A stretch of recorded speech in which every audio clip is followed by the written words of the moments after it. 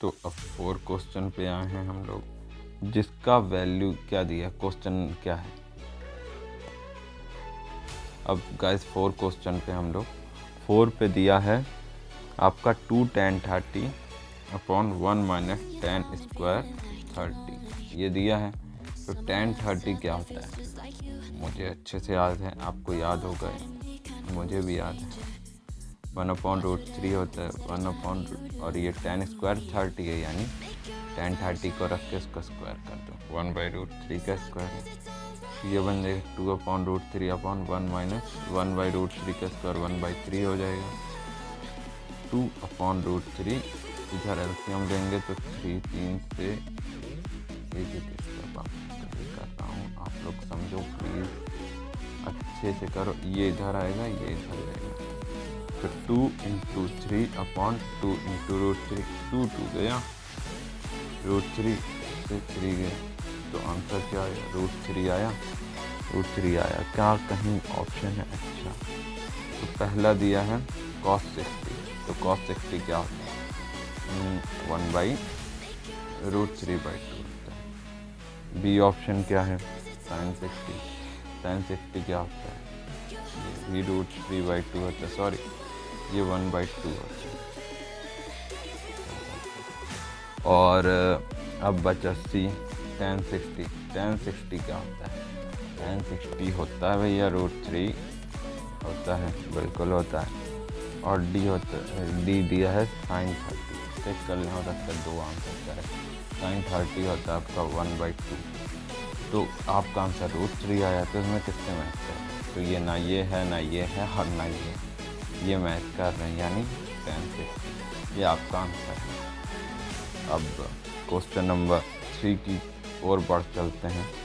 If tan A = √3, tan A + B = √3 है, पहला दिया है गिवन, और दूसरा गिवन है tan A - B = 1/√3 है, बिल्कुल सही।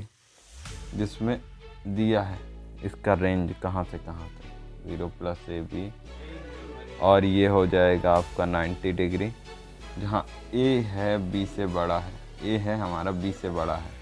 तो हमें क्या करना है, फाइंड A एंड B को फाइंड करना है, ठीक है। चलो, तो पहले tan A + B √3 है, चलो लिख लेते हैं tan A + B √3। तो √3 की वैल्यू कितने पे आती है, tan में tan 60 होती है, आई थिंक tan 60 लिख देंगे, ठीक है।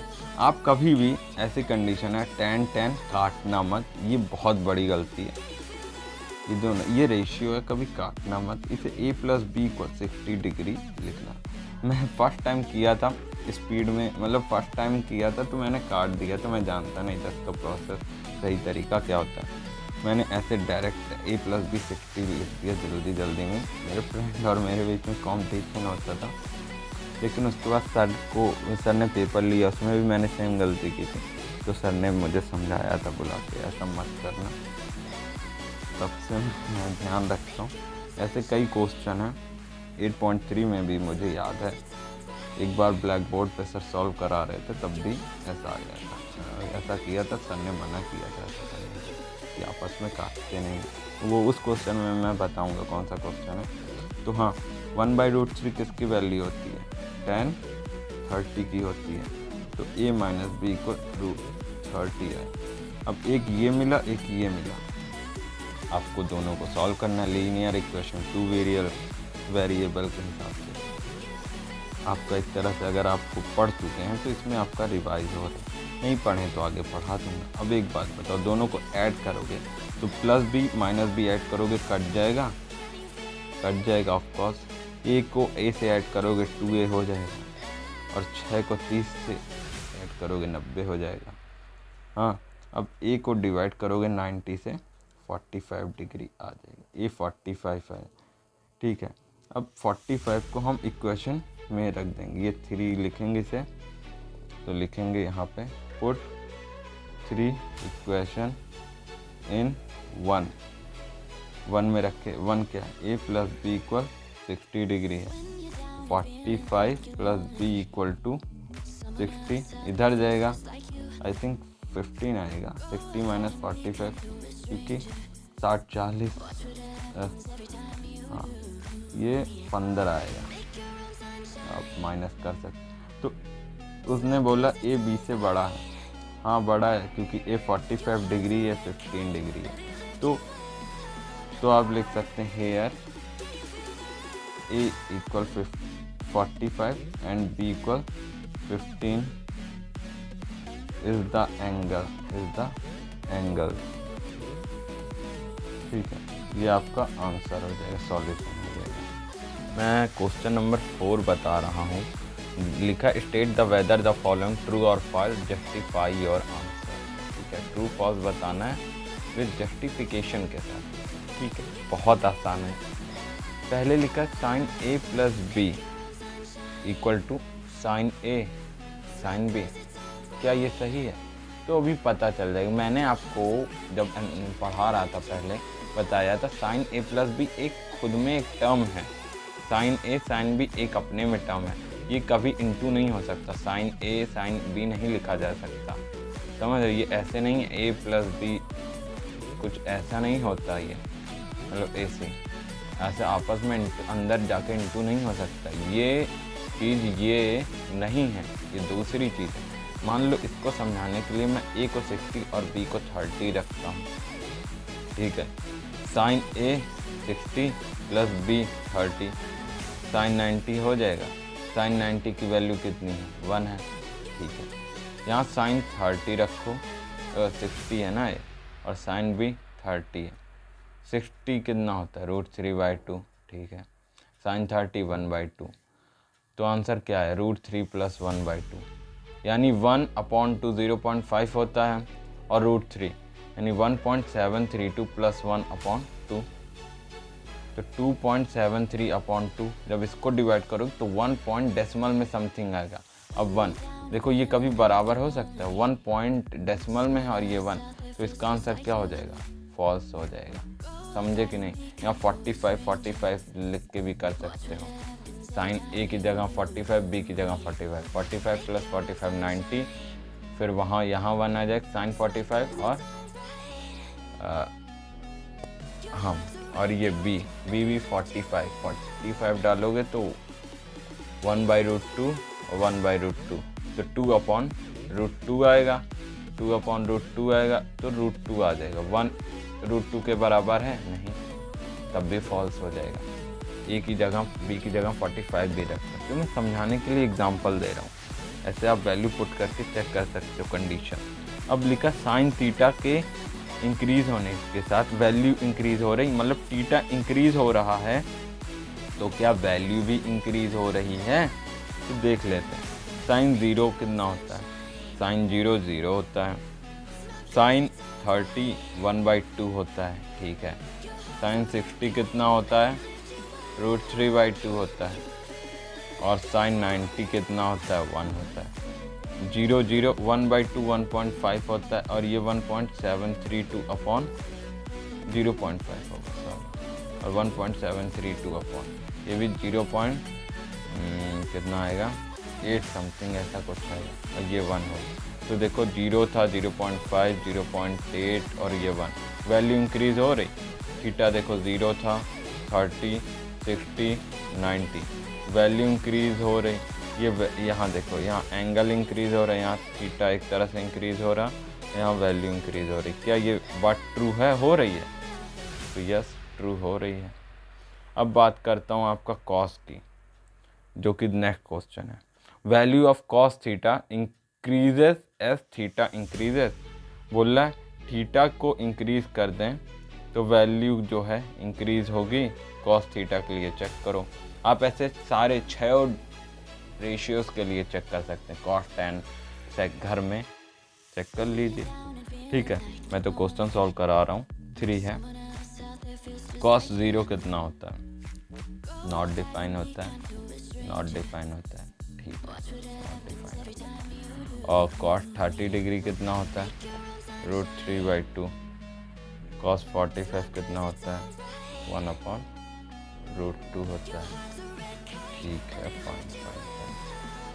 कुल मिला के, और ऐसे ही कॉस 60 होता है 1/2 और cos 90 होता है क्या होता है cos 90 नहीं, यहाँ cos 0 1 होता है, cos 90 नॉट डिफाइंड। ठीक है, समझ गया हूँ।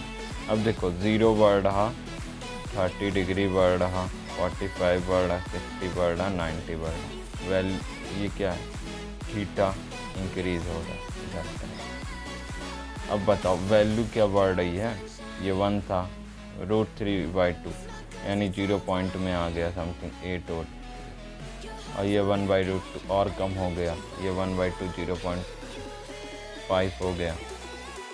ठीक है, क्या वैल्यू बढ़ रही है, ये 1 के बाद 0.8 बढ़ रही वैल्यू नहीं ना, तो इसका आंसर क्या हो जाएगा, फॉल्स हो जाएगा, फॉल्स हो जाएगा, आराम से बात है। ठीक, अब मैं दूसरे क्वेश्चन की ओर ले चलता हूँ। क्या है, अब क्वेश्चन नंबर 4 लिखा है sin theta equal to cos theta for all values के लिए चेक करना, हर वैल्यू के लिए। मान लो थीटा इक्वल 60 रखा या 30 रख दिया।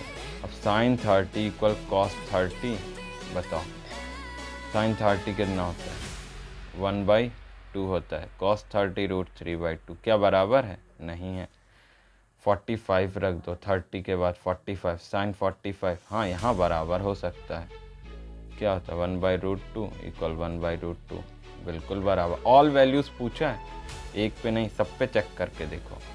30 के बाद 60 पे आते हैं, sin 60 और cos 60। sin 60 कितना होता है, sin 60 होता है √3/2 और cos 60 1/2, फिर नहीं बराबर है। 90 एक डिफाइंड होगा आराम से और एक नॉट डिफाइंड होगा, कुछ ऐसे होगा। तो ऑल वैल्यूज़ के लिए ट्रू नहीं है, सिर्फ एक के लिए ट्रू है। तो इसका आंसर क्या हो जाएगा, फॉर ऑल वैल्यूज़ लिखा है इसलिए ये फॉल्स है। अगर एक वैल्यू पे कहता है तो ट्रू होती है बात। अब मैं बात करता हूँ 5th क्वेश्चन की। cot a is not defined for a equal, बोला नॉट डिफाइंड, आप रख के चेक कर लो नॉट डिफाइंड क्या है। आपको टेबल याद होती तो आप तुरंत कर लेते, और आपको याद है मुझे पता है, लेकिन सॉल्यूशन आपको चाहिए तो मैं बता रहा हूँ। cot 0 की वैल्यू क्या होती है, बताओ। अगर आपको नहीं याद है, जैसे tan 0 निकालना है तो sin 0 upon cos 0 not defined है, ठीक है। और sin 0 क्या इतनी है, sin 0 1 होती है, नहीं 0 होती है, 0 अपॉन नॉट डिफाइंड 0 आता है। अब बताओ tan 0 है, अब cot 0 क्या होती है 1 अपॉन tan 0, तो 1 अपॉन 0 आ जाएगा tan 0 से, तो नॉट डिफाइंड। हाँ ये बात ट्रू है तो इसकी वैल्यू ट्रू होगी। आपको पता है कैसे निकाला, पहले tan निकाला, वैल्यू रखा sin 0 cos 0 की, मुझे याद थी टेबल से 0 आई। ये क्यों कर रहा हूँ, मैं वैल्यू डायरेक्ट निकाल सकता था, मैं निकाल के दिखा रहा हूँ एक एक स्टेप। अगर मैं भूल गया हूँ तो मैं क्या करूँ, ठीक है। मेरा मकसद है आप समझें मैं क्या कर रहा हूँ, ठीक है। आई होप आप समझ गए होंगे। अगर आपको वीडियो पसंद आ रही हो, प्लीज़ समझ आ रहा हो सब कुछ, तो प्लीज़ लाइक कीजिए, शेयर कीजिए और सब्सक्राइब कीजिए मेरे चैनल को, ज़्यादा से ज़्यादा शेयर कीजिए, ताकि आपके लिए बहुत इजी वे में मैं ऐसे क्वेश्चंस के सॉल्यूशन लाता रहूं और जल्दी से जल्दी एनसीईआरटी कंप्लीट करूं, और ऐसे कई पेपर्स भी लाऊं जिससे आपको सॉल्व करने में आपकी स्ट्रेंथ बढ़ेगी, ठीक है। तो मिलते हैं नेक्स्ट वीडियो में। प्लीज़ सब्सक्राइब करना मत भूलिए, जाते जाते एक बार सब्सक्राइब पे दबा दीजिए। तो मिलते हैं नेक्स्ट वीडियो में, bye bye. Sure do like to share your opinions, talking big like somebody's listening. Nobody's listening. It's so fun and games until it isn't. Toss me out now, hit the ignition. Now you listen.